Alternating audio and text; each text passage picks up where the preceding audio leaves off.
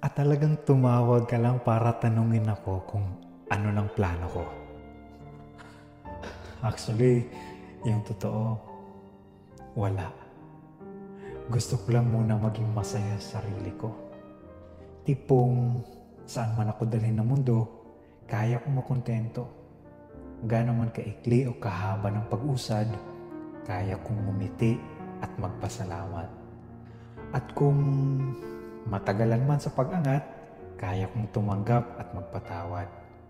Gusto ko lang ngayon ng kapayakan, mas pribado, hindi alam ng ibang tao. Tahimik lang, paunti-unti at dahan-dahan. Ayoko ng madalian, ng biglaan, ng habulan at siksikan. Pahinga muna ako mula sa pakikipagsapalaran. Ayoko muna ng anumang laban. Well, sa totoo lang, wala akong ibang plano kundi maging sapat muna sa sarili ko.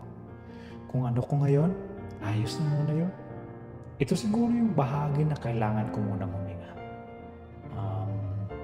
Lumaya, mag-isip, saka na babalik.